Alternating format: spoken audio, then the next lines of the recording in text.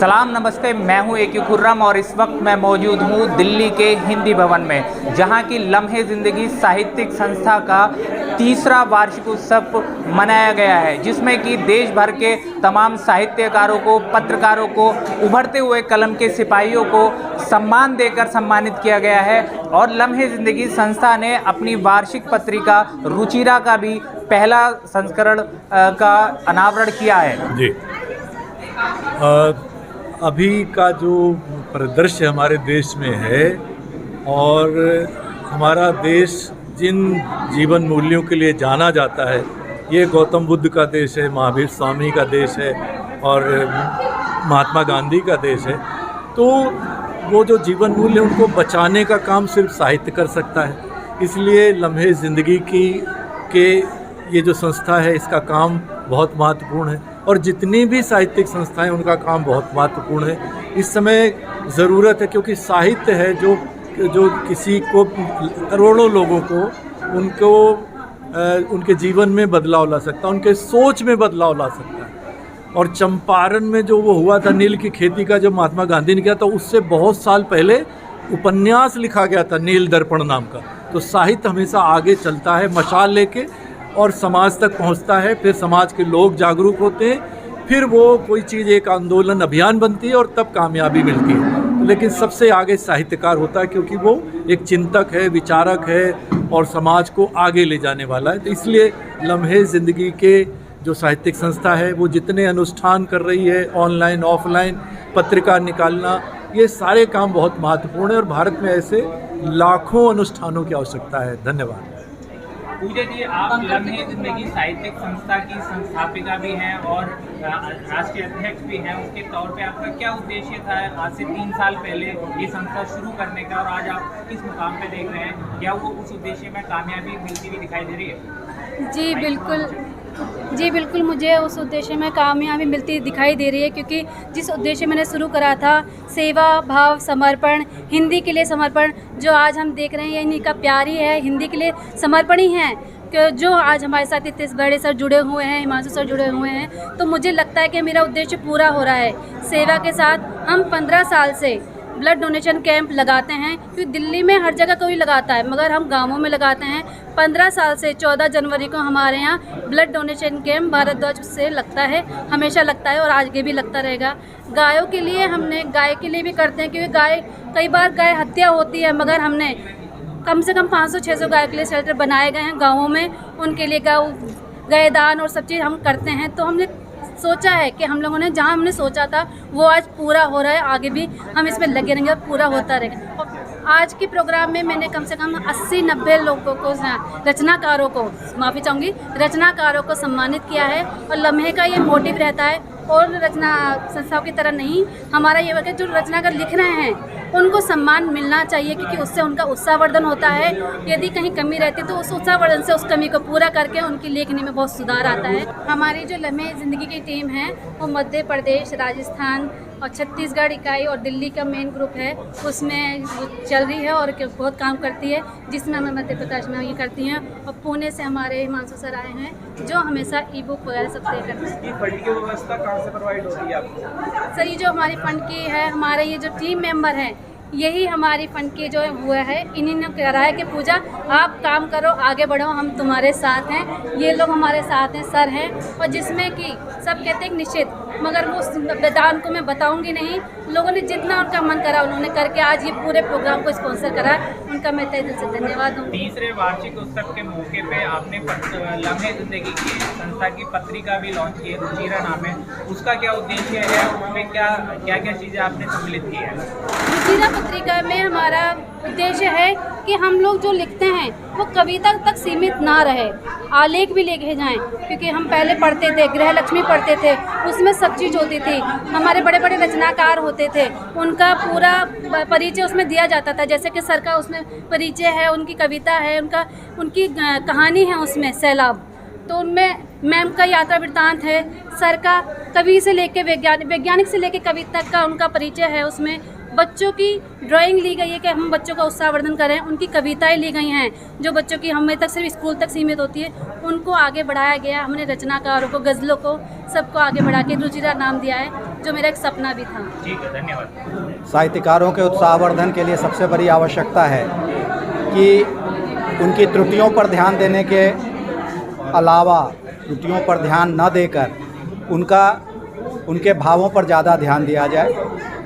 भाव सबके पास अलग अलग रहते हैं, परंतु जब उसे छंदबद्ध करते हैं या उसे कविता के रूप में या गद्य के रूप में प्रस्तुत किया जाता है, तब उसमें कुछ विकार उत्पन्न होते हैं, जिससे पढ़ने में और उसके अर्थ में कभी कभी बाधाएं उत्पन्न होती हैं। हम लोगों का ये प्रयास होता है हर बार कि कवि या जो भी रचनाकार हमसे जुड़े हैं वो अपनी बातें अपने भाव में अपने ढंग से प्रस्तुत करें। उसमें कोई निषेध नहीं रहता है, मंच पर इसकी पूरी खुली छूट है। लेकिन साथ साथ हम ये भी देखते हैं कि हिंदी साहित्य का भी विकास हो, और उसके लिए हम लोगों ने व्यवस्था बनाई है कि अलग से पर्सनल डीएम करके अगर कोई त्रुटि रह जाती है तो हम उसको अलग से डीएम करके उस साहित्यकार को समझाने की चेष्टा करते हैं। तो जहाँ तक इस समारोह का संबंध है तो ये एक उत्साहवर्धक समारोह है। सब लोगों की हौसला अफजाई इससे होगी और आगे और लिखने के लिए उन लोगों को प्रेरणा मिलेगी। आज भी कवि की ये जिम्मेदारी है कि समाज को जगाए, समाज में चेतना फैलाए, और सरकार अगर कुछ गलत कर रही है तो उनको भी राह दिखाए। अच्छा लिखना चाहिए, अच्छा लोग लिख रहे हैं, गंदा नहीं लिखना चाहिए, पर गंदगी पे ज़रूर लिखना चाहिए। और आज जो कुछ ऐसी चीज़ें हो रही हैं, घटनाएं हो रही हैं, जिनसे बड़ा कष्ट होता है, क्योंकि मोदी जी ने कहा था बेटी बचाओ बेटी पढ़ाओ। हम बेटियों को पढ़ा तो पा रहे हैं, लेकिन बचाने में हमें सरकार के सहयोग की आवश्यकता है। तो भारत की सभी बेटियों की तरफ से मैं मोदी जी को कहना चाहता हूं कि देश के प्रधान तुम्हें बेटियां पुकारती हैं, देश के प्रधान तुम्हें बेटियां पुकारती हैं। अब नया शक्त एक कानून बनाइए, गलत भावना से छुए जो बेटियों को कोई जड़ से उखाड़े हाथ, ऐसा कुछ लाइए। और जैसे हनुमान ने जलाई लंका रावण की, वैसे आप उनकी लंका जलाइए।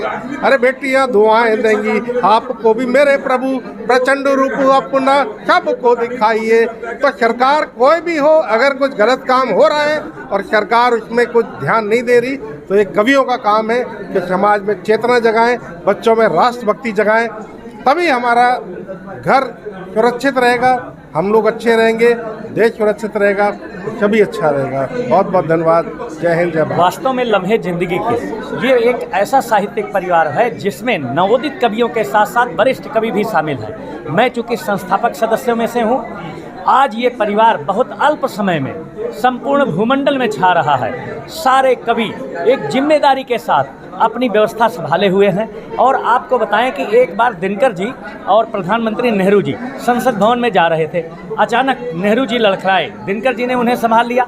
दिनकर जी ने कहा जब जब राजनीति लड़खड़ाएगी तब तब साहित्य उसको संभालेगा।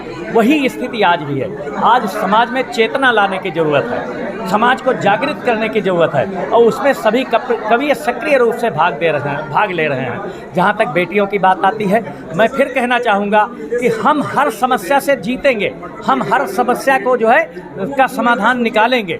मेरी 4 पंक्तियाँ हैं जो समाज के सभी कवियों को, समाज के लोगों को एक दिशा दिखाती हैं। और आप लोग मीडिया के हो, आप लोगों को भी ये मेरी 4 पंक्तियाँ हमेशा याद रखना चाहिए कि हम जीतेंगे अवश्य, आओ स्वयं से वादा करें। कोई भी समस्या हो उसका समाधान जरूर निकलता है। तो हम जीतेंगे अवश्य, आओ स्वयं से वादा करें, और हारने से डर लगे तो कोशिश और ज़्यादा करें। और गर नियत भी रूठ जाए पर नहीं उम्मीद टूटे, आओ भाव की तरह हम मजबूत इरादा करें।